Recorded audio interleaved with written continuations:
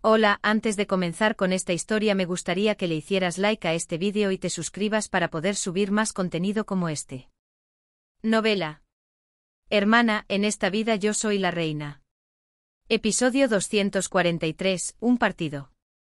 La primera carta que el rey tomó comenzaba así. A mi querida Ari. Hoy el viento de Taranto es cálido, pero anhelo aún más el viento helado de San Carlo. Era una letra de caligrafía enérgica, escrita con tinta azul oscuro. Esto es. Ariadne asintió. Es una carta escrita por el hijo de su majestad. Ah, por supuesto, el otro hijo. León III preguntó de nuevo. ¿Cuál es el propósito de que me entregues esto ahora? Ariadne sonrió de forma peculiar y dijo. Su majestad el rey tiene una imagen bastante buena en la sociedad actual. Ella estuvo a punto de decir muy, pero cambió la palabra porque no le pareció apropiado. Usted ha valorado mucho los méritos del duque Pisano, quien derrotó al ejército del reino de Gálico, y le ha ofrecido una noble de gran reputación. Me da vergüenza hablar de esto. En cualquier caso, me ha arreglado un matrimonio y se sabe que ha perdonado generosamente la descortesía que el duque César cometió con su majestad el rey. Ariadne hizo un gran gesto en el aire. Parecía como si estuviera dando una presentación. En la sociedad se rumorea que la razón por la que el duque César y su majestad el rey alzaron la voz fue por el trato a la duquesa Rubina. Ella sonrió ligeramente. Bueno, no es del todo incorrecto. Si su majestad el rey toma una nueva reina, la posición de la duquesa Rubina se volverá muy incómoda. Su historia continuó. En cualquier caso, en la sociedad se cree que el afecto de su majestad el rey por la duquesa Rubina es genuino.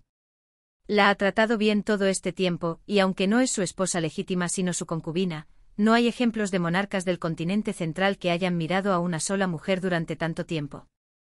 Se piensa que ha dado un ejemplo como monarca. Pero. Ariadne miró fijamente al rey.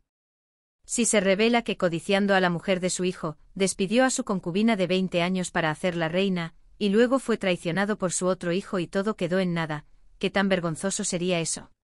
León III resopló, mirando a la descarada muchacha que tenía delante. Joven dama.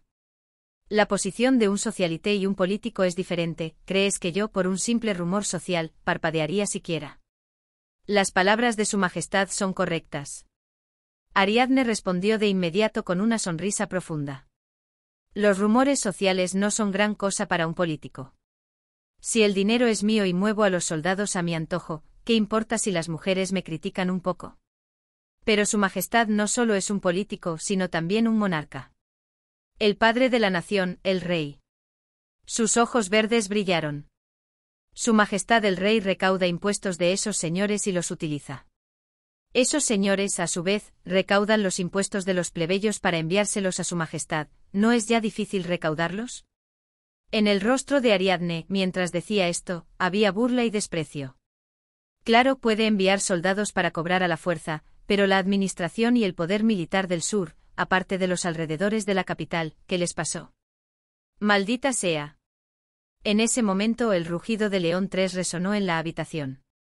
Lárgate de aquí ahora mismo. Gritó a voz en cuello.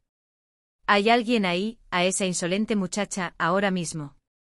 Si me echa ahora, se arrepentirá. Ariadne se levantó de la silla, echando fuego por los ojos.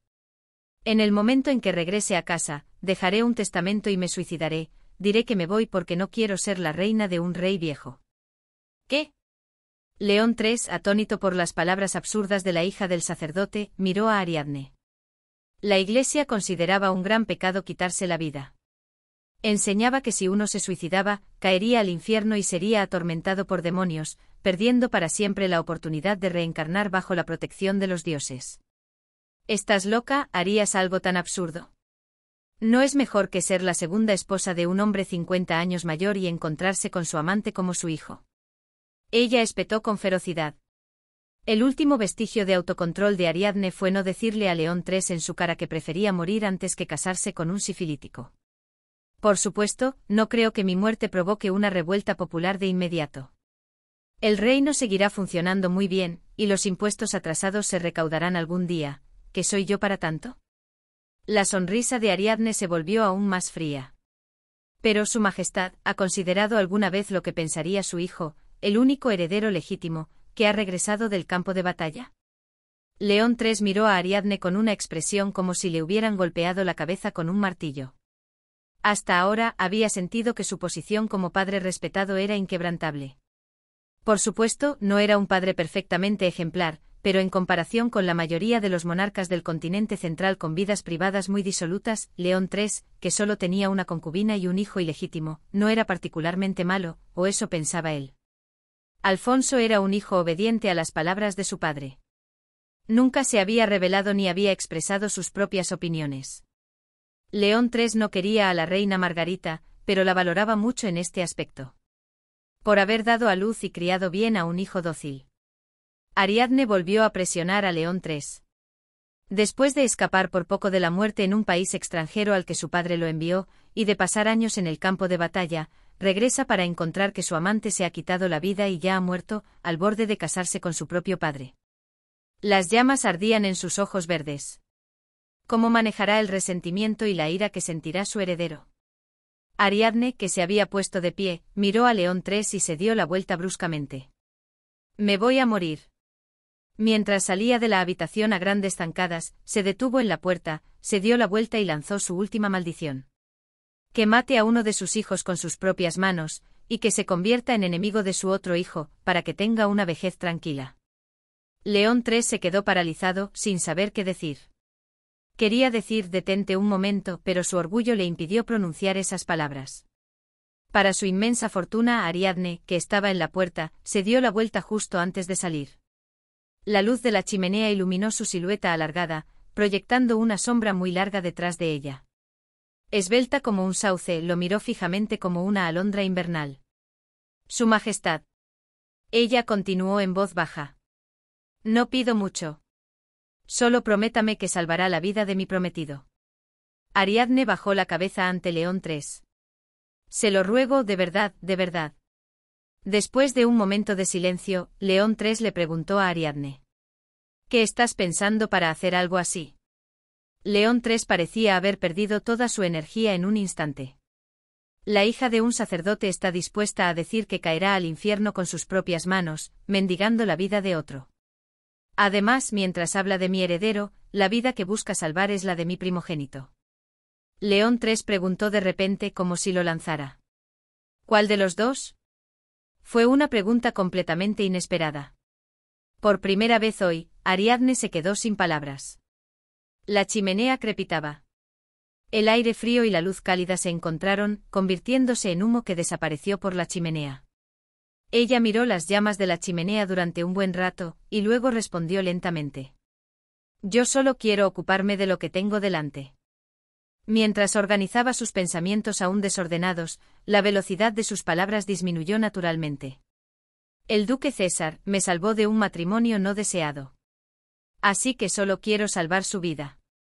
Sin embargo, la pregunta de León III fue persistente. ¿Por qué ese tipo salvó la vida de la joven dama, no de la condesa? Aquí Ariadne mintió espontáneamente. No fue por su hermano menor. Ella misma sabía mejor que nadie que eso no era cierto, con el beso que había compartido con César hacía menos de 3 horas aún fresco en su memoria. Pero tampoco quería decirle la verdad a León III, también quería mentirse a sí misma. Él me salvó una vez cuando me metí en problemas en el baile de máscaras. La historia, que no era cierta, se alargó. León III, que había pasado por muchas cosas, se rió a carcajadas. Eso es imposible. Ese tipo definitivamente tiene malas intenciones hacia la condesa.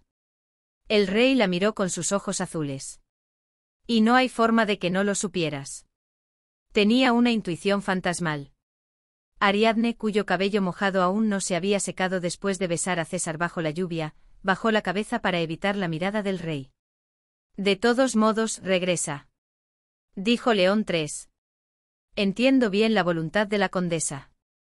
Ariadne hizo una profunda reverencia en señal de respeto y luego se retiró del despacho del rey. Un chambelán del palacio se acercó para guiarla. Ella siguió al chambelán por el largo pasillo del palacio, pensando profundamente. ¿Ahora qué pasará? El rey no había hecho ninguna promesa. Incluso si hubiera accedido a perdonar a César, no había forma de confirmar claramente que el rey había cambiado de opinión, ya que de todos modos no lo decapitaría hoy. La incertidumbre era la mayor fuente de miedo. Con el corazón palpitante abandonó el palacio y regresó a la mansión de Mare en un carruaje. Al regresar a casa, llamó a Sancha para asegurarse de que el duque Pisano no se hubiera escapado y estuviera bien. ¿Está bien en la habitación de invitados? Sí, creo que está durmiendo. Lo siguiente que Ariadne comprobó fue el estado de la Villa Sorotone. Dile a Giuseppe que envíe a alguien para que me informe cada hora sobre la situación de la guardia que asedia a la Villa Sorotone. ¿Retiraría el rey a su ejército? Después de terminar los asuntos urgentes, Ariadne esperó los resultados en su estudio con Sancha y Giuseppe. No tenía ganas de sentarse. Caminó en círculos por el estudio. Afortunadamente, la espera de Ariadne no fue larga. Ni siquiera tuvo que ir a los subordinados de Giuseppe. Porque la familia de César ya estaba vigilando afuera. ¿Dónde está su excelencia el duque? Corrió frenéticamente a la gran mansión de Mare. Sancha se llevó un dedo a los labios. SHHH está durmiendo. La familia de César gritó de alegría. La guardia se está retirando. Al escuchar eso, Ariadne suspiró aliviada. Había estado tan tensa que la fuerza de todo su cuerpo se desvaneció de repente. Se dejó caer en la silla que estaba justo al lado. La familia preguntó con los ojos brillantes. Condesa, ¿cómo lo hizo? Bueno. Arriesgué mi vida para amenazarlo, y dejé todo mi orgullo para suplicar. ¿Por qué hice todo eso? Ella negó con la cabeza. Y le encargó una cosa más a Giuseppe. Giuseppe prepara el grano para la exportación. Sí, ¿a dónde lo va a enviar? Dile a Bocanegra que le pagaré su parte de mi fortuna personal. Envía 40.000 cántaros al Palacio Carlo. Era suficiente para alimentar a 10.000 soldados durante al menos medio año, y también una cantidad considerable del grano restante de Ariadne. Sí. De repente. Hay que mostrar buena voluntad. Esto es suficiente para haberlo detenido bien.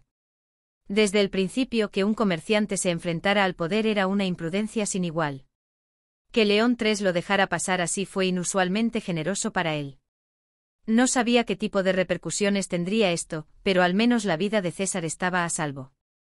Por eso, ella quería enviar grano para consolar el corazón de León III. Para que no se convirtiera en una daga. Debería informar al duque Pisano de inmediato que el asedio de la Villa Sorotone ha sido levantado. No. Déjalo dormir. Ariadne cerró los ojos. Yo también necesito dormir un poco.